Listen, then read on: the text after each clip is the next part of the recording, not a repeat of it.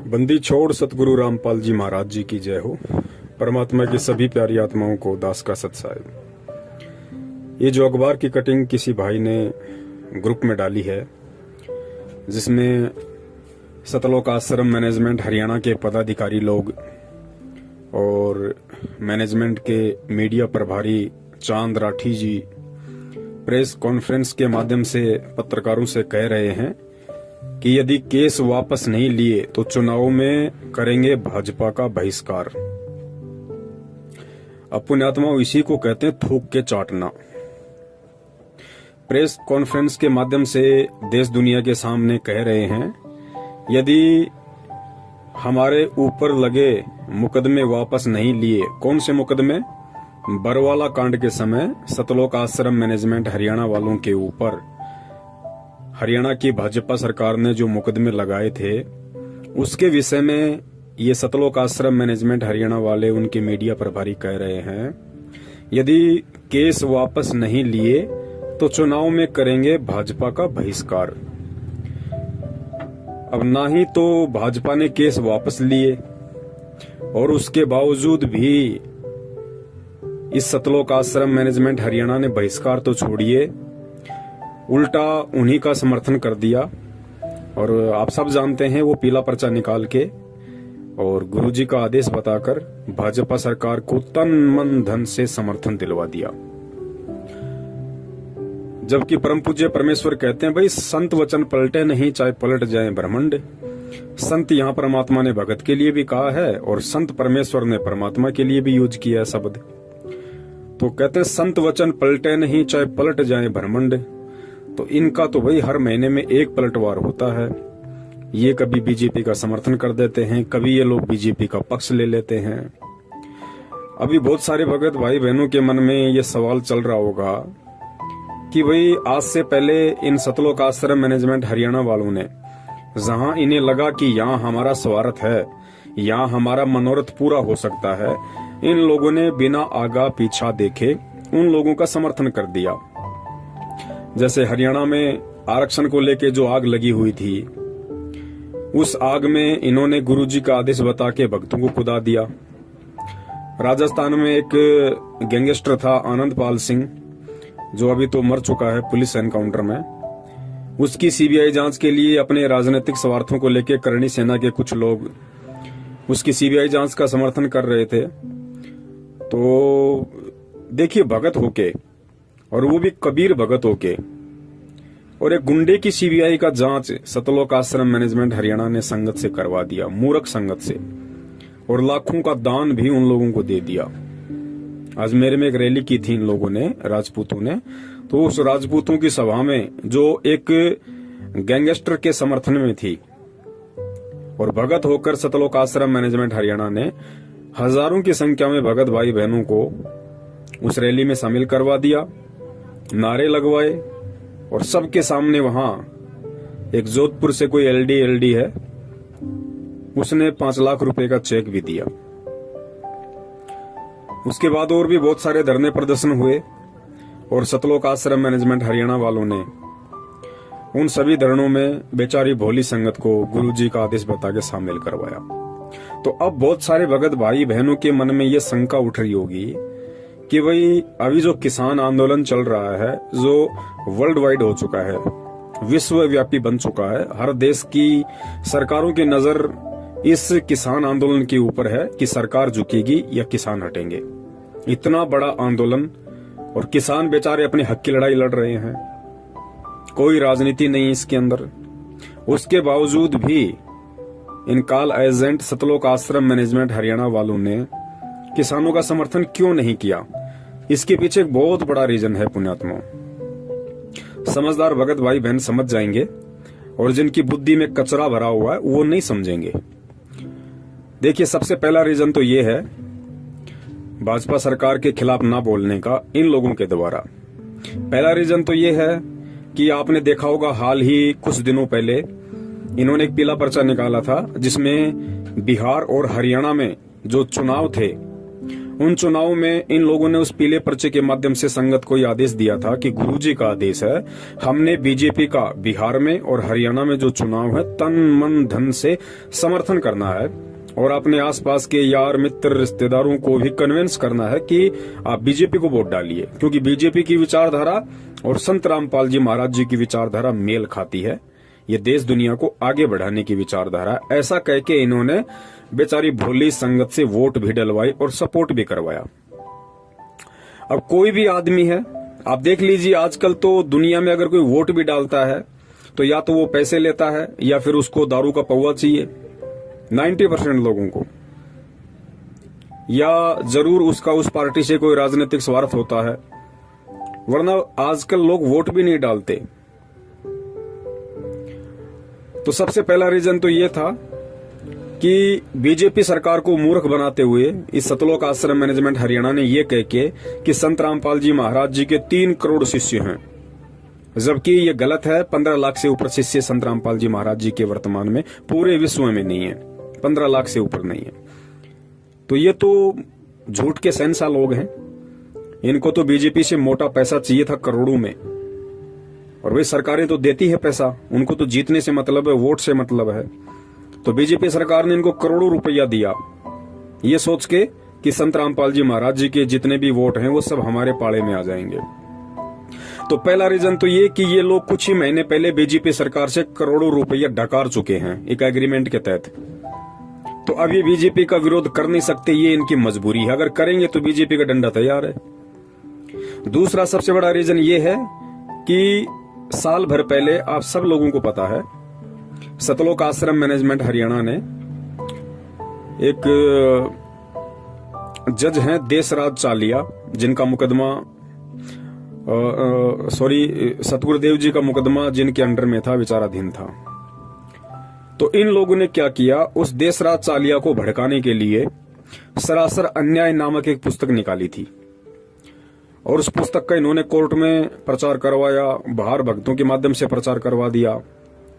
तो उस जज देशराज चालिया ने उस पुस्तक के ऊपर एक्शन ले लिया, और उस पुस्तक में जितने भी लोगों के नाम और पते लिखे हुए थे उन सभी के ऊपर उसने हाई कोर्ट में मुकदमा ठोक दिया। ये बात संगत को नहीं पता है ज्यादातर। तो जज देशराज चालिया जी ने सरासर अन्याय नामक पुस्तक के खिलाफ उसमें जितने भी लोगों के नाम पते और एड्रेस थे उन सभी के खिलाफ मुकदमा ठोक दिया। सभी लोगों को तारीख पे जाना पड़ा, और तारीख पे इन लोगों ने उस जज के पैर पकड़े, हाथ जोड़े, अपनी गलती मानी कि साहब हमने आपके खिलाफ गलत लिखा, ये हमारी गलती थी। इन्होंने समझौता कर लिया सरकार के साथ और जज देशराज चालिया के साथ, अपनी गलती मानते हुए कि हमने जो सरासर अन्याय पुस्तक लिखी है वो बिल्कुल गलत है, हमने नहीं लिखनी चाहिए थी, वो हमारी गलती है, हम आपके पैर पड़ते हैं, आप हमें माफ कीजिए। तो जज देशराज चालिया ने मुकदमा तो कैंसिल नहीं किया, वो तो पेंडिंग चल रहा है, लेकिन समझौता कर दिया कि ठीक है आगे से ऐसी गलती ना करना, लेकिन मुकदमा अभी की अभी वैसा का वैसा है। तो दूसरा सबसे बड़ा रीजन किसान आंदोलन को समर्थन ना करने का सतलोक आश्रम मैनेजमेंट हरियाणा का ये है, क्योंकि इनको अच्छे से पता है यदि हमने बीजेपी सरकार के खिलाफ, क्योंकि किसान आंदोलन सरकार के खिलाफ हो रहा है, तो इनको अच्छे से पता है कि यदि हमने किसान आंदोलन का समर्थन कर दिया तो वो मुकदमा अभी पेंडिंग है और सरकार उन सभी को वापस जेल में ठोक देगी। तो ये 2 बड़े रीजन हैं सतलोक आश्रम मैनेजमेंट हरियाणा के द्वारा किसान आंदोलन का समर्थन ना करने के पीछे। तो बाकी जो संगत है, दास उनसे निवेदन करेगा, भाई बहुत समय हो गया है अज्ञानता की नींद में सोते हुए। यारो कुंभकर्ण भी 6 महीने के बाद जाग जाया करता था, और अब तो 6 साल होने को चली हैं, अब तो जाग जाओ भगत होके। तुम्हारे क्या स्वार्थ हैं सतलोक आश्रम मैनेजमेंट हरियाणा के साथ?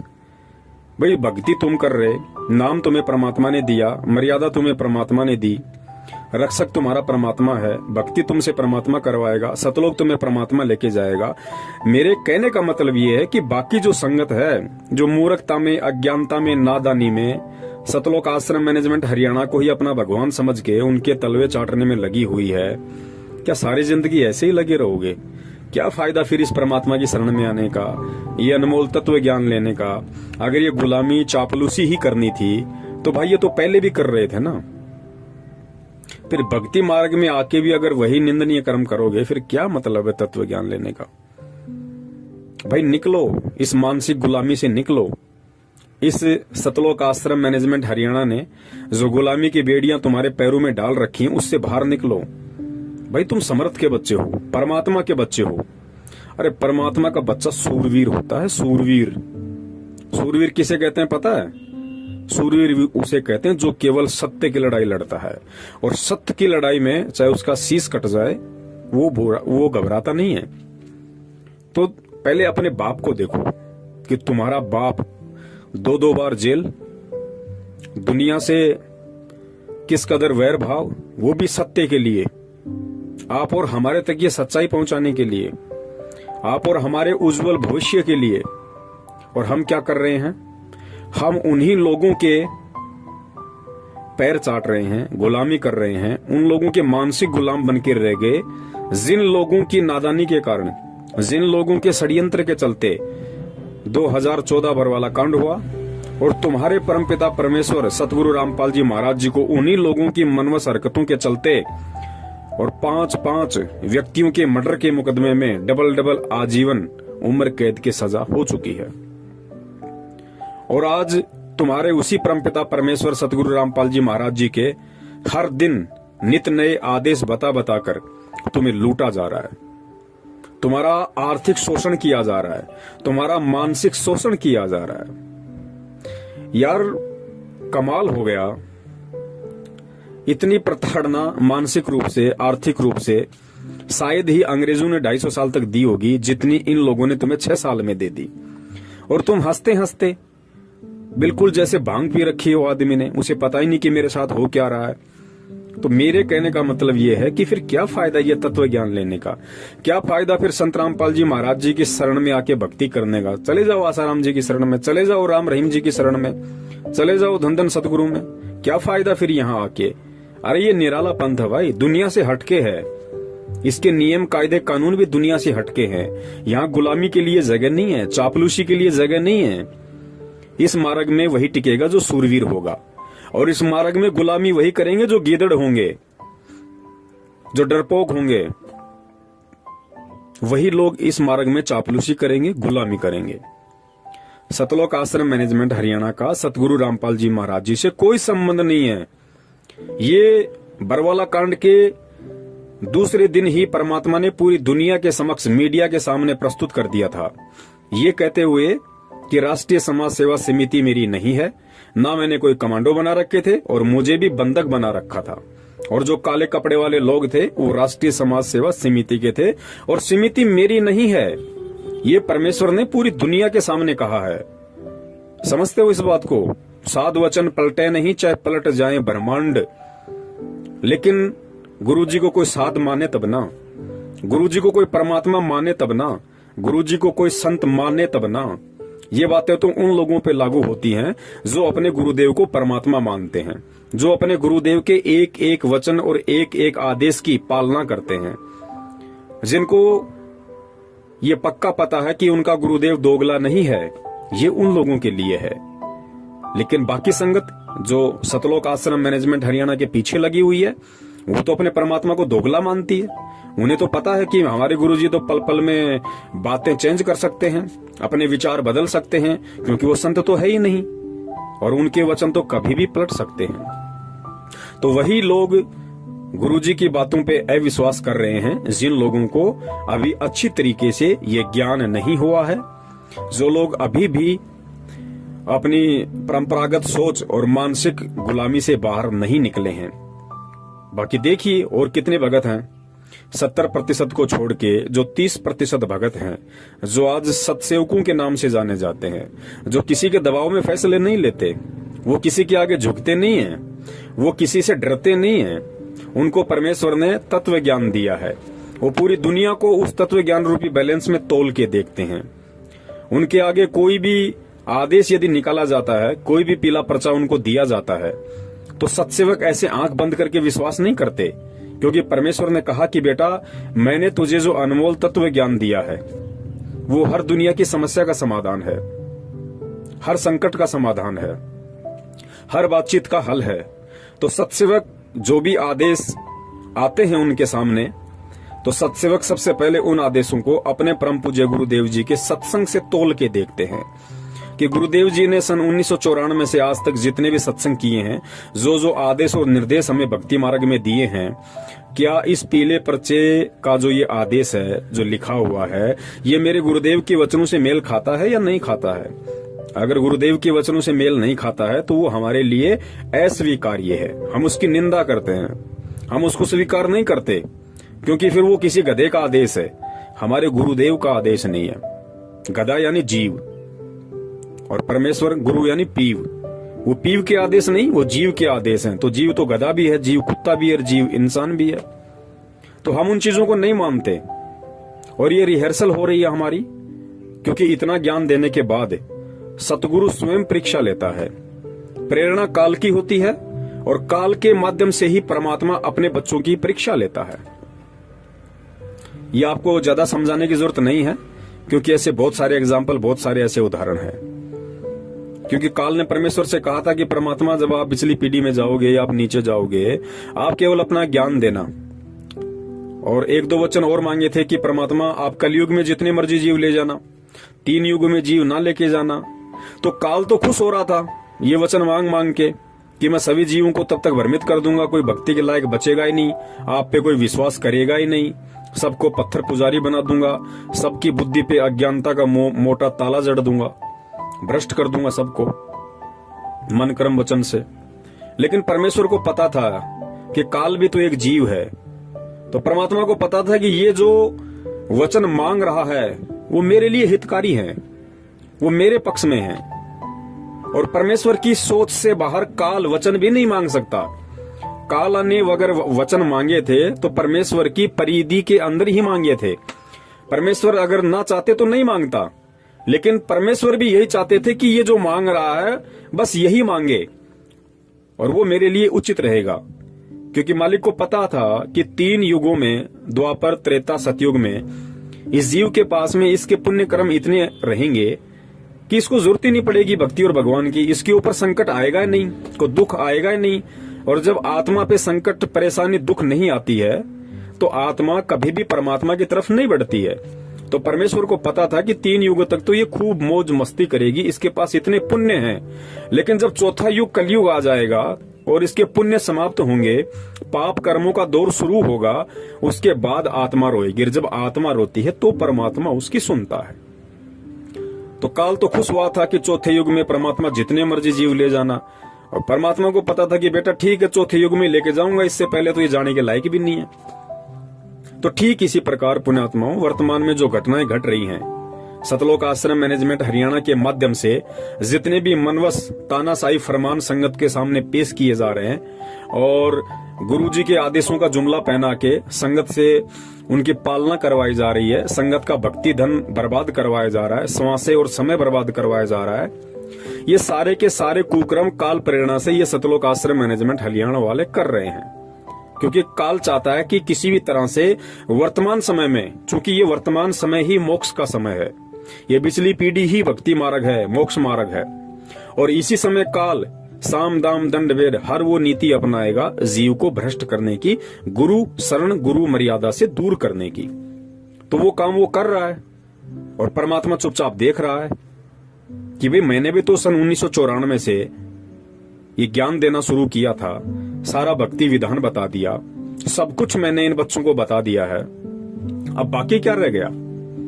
तो परमात्मा भी देख रहा है कि जो मेरा होगा, वास्तव में जो मेरा होगा, मेरा हंस होगा, मेरा भगत होगा, मेरा बच्चा होगा, वो तो मेरे ज्ञान को आधार बना के, और मेरी एक वाणी है कि कहे कबीर सोए जन मेरा, जो नीर खीर का करे निबेरा, कि जो मेरा हंस होगा, जो मेरा भगत होगा, वो गलत और सही इन दोनों को देख के, सोच के, समझ के, पढ़ के और निर्णय कर लेगा कि मुझे मेरे पिताजी ने क्या ज्ञान दिया है, मुझे मेरे पिताजी ने सामाजिक तौर पे और आध्यात्मिक तौर पे किस तरीके से चलने के लिए मुझे निर्देशित किया है।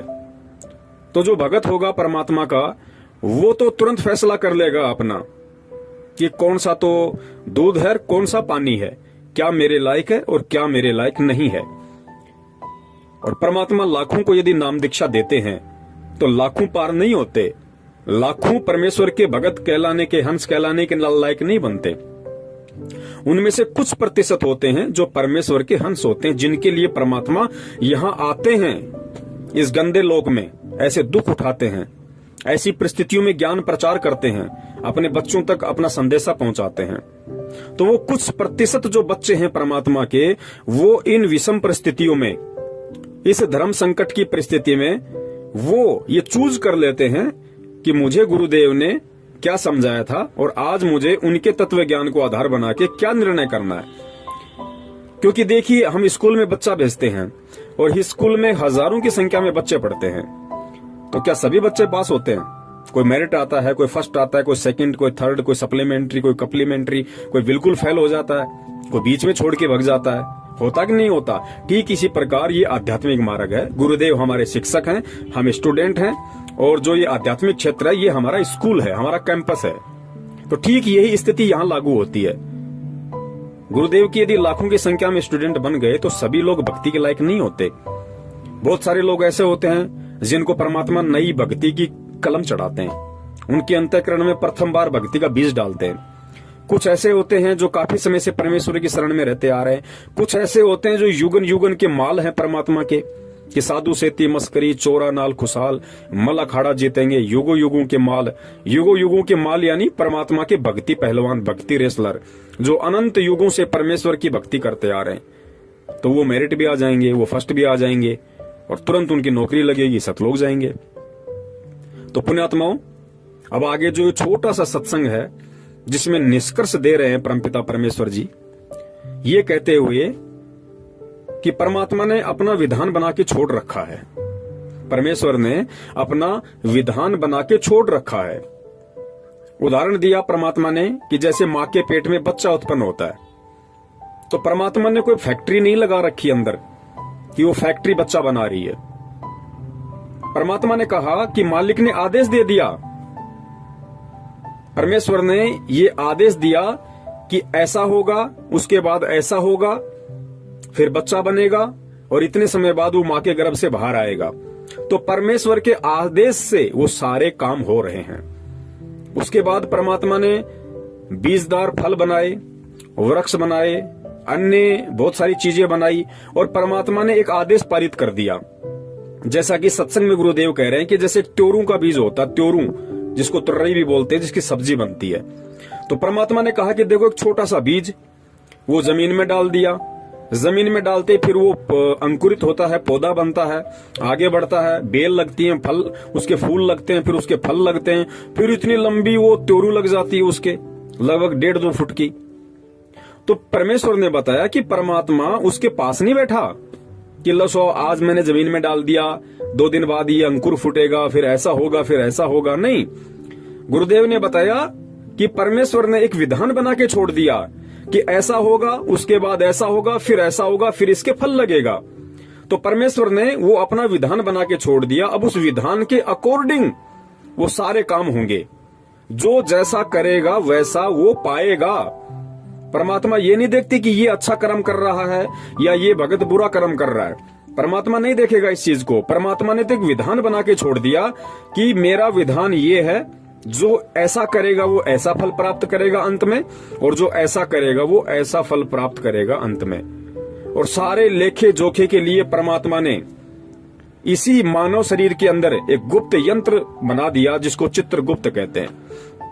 एक ऐसा चिप लगा दिया सूक्ष्म रूप वाला जो दिखाई नहीं देता, जिसको चित्रगुप्त कहते हैं। चित्र यानी चित्र, जो भी घटना घट रही है चित्र, और गुप्त यानी गुप्त रूप से जो दिखाई ना दे। तो हम जो भी मन वचन कर्म से जो भी हम क्रिया करते हैं, गुरुदेव ने बताया कि रोजाना उसका एक फैक्स परमात्मा के दरबार में जाता है और तुम्हारा एक विधान बन रहा है कि तुम क्या कर रहे हो और क्या नहीं कर रहे हो। और भक्ति मार्ग में आने के बाद, सतगुरु की शरण में आने के बाद, जो अनजान व्यक्ति हैं जगत वाले, उनसे भी ज्यादा अगर गलत काम करोगे तो तुम दोषी होगे परमात्मा के। जिस प्रकार गुरुदेव ने बताया कि एक छोटा बच्चा होता है और छोटा बच्चा यदि लैट्रिन खा ले, गोबर खा ले, तो माता पिता उससे नाराज नहीं होते, माता पिता दुखी नहीं होते।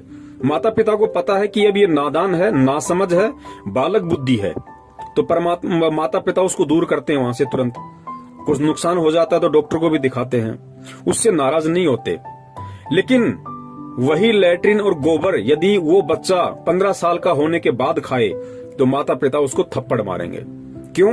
क्योंकि माता पिता को पता है कि मूर्ख, जब तेरे को पता है कि ये लैट्रिन है, ये गोबर है, तू समझदार है, तू चल सकता है, बोल सकता है, तू समझ सकता है चीज को, तू चौथी क्लास में पढ़ रहा है, तू 5वीं में पढ़ रहा है, तूने लैट्रिन कैसे खाई, गोबर कैसे खाया तूने? तेरे अंदर अकल नहीं थी?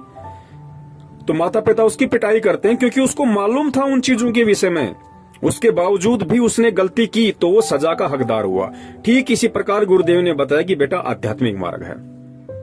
देखो, पहले हम जगत वाले थे, पहले हम भी अज्ञानी थे, तो हम कुछ भी कर रहे थे तो परमेश्वर ने हमें क्षमा किया, परमेश्वर ने हमें माफ किया और हमें अपनी शरण में लिया और ज्ञान दिया। और आज यदि ज्ञान लेके भी हम ये राजनीति करेंगे, कभी बीजेपी को वोट, कभी कांग्रेस को वोट, कभी कुछ करेंगे, कभी आरक्षणबाजी में शामिल होंगे। गुरुदेव ने बताया बेटो, कुपात्र को दान नहीं देना, दान लेने का अधिकारी केवल सुपात्र है और सुपात्र पूरी सृष्टि में केवल सतगुरु है। उसके बावजूद भी हम गुंडों की सीबीआई जांच के समर्थन में आएंगे, उनको 5-5 लाख रुपए का उनको पात्रों को चेक देंगे। जो धन लेने के अधिकारी केवल सतगुरु है। जाट आरक्षण में शामिल होंगे, उन हुक्का पाड़ों को, उन दारूबाजों को हम कभी 16 लाख का तो कभी 11 लाख का चेक देंगे जो भक्तों का दान था। तो परमात्मा का विधान कौन तोड़ रहा भाई? हम खुद इस विधान से परिचित होने के बाद भगत होकर हम परमेश्वर के विधान को तोड़ रहे हैं। तो परमेश्वर का आगे जो छोटा सा सत्संग है कि परमात्मा सिर में दर्द नहीं रखता, परमात्मा ने विधान बना के छोड़ दिया, जो जैसा करेगा वैसा अपना पाएगा। तो इस सत्संग को आप सुनिए और सत्संग को सुनने के बाद यदि इस संगत में कोई परमेश्वर की ज्ञानी आत्मा है जो विचार कर सकती है, मंथन करना जानती है, गुरुदेव के ज्ञान को आधार बना के जो आगे बढ़ रही है, जिसका मकसद केवल भक्ति करके सतलोक जाने का है, वो पुण्यात्माएं इस सारी वार्तालाप को मद्देनजर रखते हुए और सतगुरुदेव जी के इस 2 मिनट के सत्संग को, जिसमें परमात्मा ने विशेष तौर से कहा है कि परमेश्वर ने यहाँ हर चीज का एक विधान बना के छोड़ दिया और परमात्मा सिर में दर्द नहीं रखता। कोई ये सोचे कि गुरुजी जेल में बैठे बहुत दुखी हैं, बहुत परेशान है, नहीं भैया, परमात्मा दुखी ना परेशान। परमात्मा ने तो एक विधान बना के छोड़ दिया और उस विधान की सबसे बड़ी बात, हमें उस विधान की आके जानकारी दे दी। और जानकारी देने के बाद भी यदि हम आग में हाथ देंगे, हम यदि भगत होके ये राजनीति वाला लैट्रिन खाएंगे, कुपात्रों को दान देंगे, कोई भी हमें कह देगा ये गुरुजी का आदेश है, हम झट से उसकी पालना कर लेंगे बिना आगा पीछा देखे, बिना उसकी बातों को, उसके आदेशों को गुरुजी के ज्ञान से मैच किए, तो परमेश्वर ने कहा कि परमेश्वर सिर में दर्द नहीं रखता, फिर वो जैसा करेगा वैसा ही अपना भोगेगा। फिर ये ना कहना कि गुरुजी ने मेरे को कोई राहत क्यों नहीं दी, मैं भक्ति कर रहा हूँ, मैंने ज्योति करा दी, मैंने पाठ करा दिया, मैं 10 साल से गुरुजी का भगत हूँ, मुझे लाभ क्यों नहीं मिल रहा। भैया, परमात्मा सिर में दर्द नहीं रखता, परमात्मा ने अपना विधान बना के छोड़ दिया, उसके बाद जैसा तू करेगा वैसा तू पाएगा। चाहे परमात्मा की आंखों के सामने कर ले, चाहे परमात्मा की पीठ के पीछे कर ले। पीठ पीछे अच्छा करेगा तो परमात्मा अच्छा ही देगा, और आंखों के सामने यदि गलत करेगा तो तुझे तेरा गलत ही मिलेगा, परमात्मा तुझे मना नहीं करेगा। तो ये सत्संगों का सार है जो परमेश्वर ने इस 2 मिनट के ऑडियो में ये बात कह दी कि परमेश्वर ने अपना विधान बना के छोड़ दिया, परमात्मा सिर में दर्द नहीं रखता। तो इस चीज को वर्तमान में संगत ने सोचना चाहिए कि अगर जगत वाला कोई गलती करेगा तो परमात्मा उसको माफ कर सकते हैं, जैसे हमें माफ किया।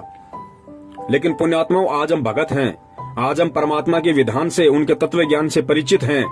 आज यदि हम ये गलतियां करेंगे तो पुण्यात्माओं माफी नहीं है, फिर वही मिलेगा जो हमारे संस्कार में है। अगर पैर टूटना है तो पैर टूटेगा, भले आप संत रामपाल जी महाराज जी के बेटे हो। अगर आपको कोई आर्थिक नुकसान होना है तो होगा, भले आप उनकी बेटी हो। अगर आपके प्रारब्ध में मौत है तो आएगी, भले आप उनकी सांसारिक तौर पे आप उनकी पत्नी हो। तो बाकी संगत ने थोड़ा आंख खोल के, कान खोल के ये विचार करना चाहिए कि भक्ति मार्ग में ये गुलामी नहीं चलती, चापलूसी नहीं चलती। भक्ति मार्ग में ना कोई गुरु जी का बेटा है, ना कोई बेटी है, ना पत्नी है, ना माँ है, ना बाप है, ना कोई रिश्तेदार है, ना कोई काका ताऊ चाचा भाई बंधु रिश्तेदार है। भक्ति मार्ग में यदि गुरु का कोई असली है, यदि गुरु का कोई रिश्तेदार है, यदि गुरु का कोई बेटा बेटी है, तो परमेश्वर ने साफ कर दिया कि मेरा बेटा बेटी वो है जो मर्यादा में रह के और परमात्मा के विधान के अंतर्गत चलते हुए सत भक्ति करता है। वो परमात्मा का असली बेटा बेटी है। अन्यथा ये जो आप सांसारिक तौर पे जो मंजू अंजू वीरेंद्र मनोज महेंद्र अमित अनारोमाई आप जो देख रहे हैं ना, ये गुरुजी के रिश्तेदार, ये कोई रिश्तेदार नहीं है गुरुजी के। अरे परमात्मा ने तो एक मानव शरीर में आके भूमिका करनी थी, उस भूमिका के तहत ये भी एक पात्र हैं। इससे ज्यादा कोई औकात नहीं है इनकी। ये हमसे कोई बड़े नहीं है, ये कोई देवी देवता नहीं है, ये भी दो कौड़ी के जीव हैं जिन्हें हम गुरुजी का भाई बंधु बेटा बेटी रिश्तेदार समझते हैं। और ये तो संगत से भी गए गुजरे हैं, ये तो बाकी जो संगत है ये तो उससे भी गए गुजरे हैं। इनका तो कोई औचित्य नहीं अगर ज्ञान आधार से आप देखो तो पुण्यात्माओं विचार करो, समझो। ये मौका गुरुदेव कहते हैं ना कि यो सौदा फिर ना ही रे संतो, यो सौदा फिर ना ही। समझ जाओगे तो फायदे में रहोगे, वरना एक बार ये शरीर छूट गया ना, उसके बाद फिर रोगे इस समय को। अनंत युगों तक, करोड़ों युगों तक ये समय नहीं आएगा। और ध्यान रखना, अगर समय आ गया फिर यही लाइन है, फिर यही सब कुछ कायदे कानून, फिर काल इसी तरीके से भ्रमित करेगा, फिर एक ऐसा मैनेजमेंट होगा, फिर ऐसा एक गुरुजी का भाई होगा, फिर ऐसे ही सत्सेवक होंगे जो तुम्हें जगाएंगे, और फिर तुम होंगे। और निर्भर करेगा उस समय तुम्हारे संस्कारों पे कि आज की तरह तुम जागोगे या नहीं जागोगे, या फिर ठोकर खाकर करोड़ों युग तक गधे कुत्ते सुअर बनते हुए फिर उस समय का इंतजार करोगे। तो मौका है। और गलतियां यदि आपने कर दी आज से पहले तो परमेश्वर से क्षमा याचना करो, और अगर नहीं हुई है तो बहुत अच्छी बात है, आगे विशेष ध्यान रखो। और सुनो ये परमेश्वर का छोटा सा सत्संग, जिसमें परमात्मा ने समझदार और ज्ञानी आत्मा के लिए बिल्कुल क्लियर कर दिया कि भैया मेरा कोई नहीं है, मेरा वो है जो मेरा है। और गुरु का मेरा कौन है, गुरु का अपना कौन है, जो गुरु की भक्ति को मर्यादा में रह के करता है। तो समझिए परमात्मा के विधान को। और पुण्यात्माओं, बचो इन काल एजेंट सतलोक आश्रम मैनेजमेंट हरियाणा वालों से। बचाओ अपनी भक्ति धन को, अपने समय को, अपनी समासों को। सत साहिब, जय हो बंदी छोड़ की।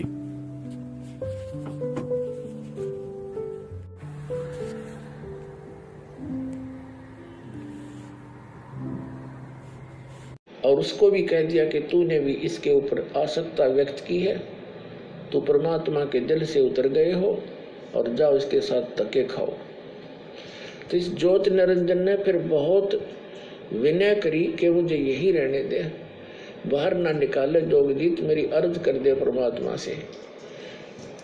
जोगजीत ने कहा कि फाइनल फैसला है, जोगजीत रूप में परमात्मा ने कहा, और निकल जाए यहाँ से। 2 सेकंड लगा बस।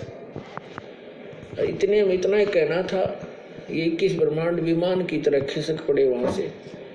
पर जिसके एक वचन पर सारे ब्रह्मांड चल रहे हैं, कबीर परमात्मा के सतपुरुष के पूरे एक वचन से कि जाओ ऐसे ऐसे करो, ऐसे सब पदार्थों में गुण एक वचन से भर दिए। और वो अपनी क्रिया उस परमात्मा के वचन से कर रहे हैं। अब जैसे एक तोरी का बीज कैसा होता है, और उसको बीज देते हैं और उसमें क्या बन जाता है, फिर आगे क्या लगते हैं, क्या ये जादू नहीं? ये ब्रह्मांड ऐसे ही बनाए परमात्मा ने, उसके वचन से ये सब पदार्थ कार्य कर रहे हैं, उनमें गुण भर दिए परमात्मा ने कि ऐसे से ऐसे तुम ऐसा होगा, ऐसा ही हो रहा है। हमारा माँ के पेट में शरीर बनता है, एक पानी की बूंद तो है, अंदर फैक्ट्री लगा रखी है, उस मालिक का आदेश ऐसे होगा। अरे देखो क्या बने हैं, कैसे सुंदर, कितने कितने मोड़, कहाँ कहाँ इसमें हार्ड न्यारी, चाम अलग से, रक्त अलग से, सब मलमूत्र की कोथड़ी न्यारी न्यारी। कोई ये बना के दिखाओ साइंस वाले किसी मटेरियल से, ऐसे उस परमात्मा का ही मटेरियल है, उससे ये अनुसंधान कर लेते हैं।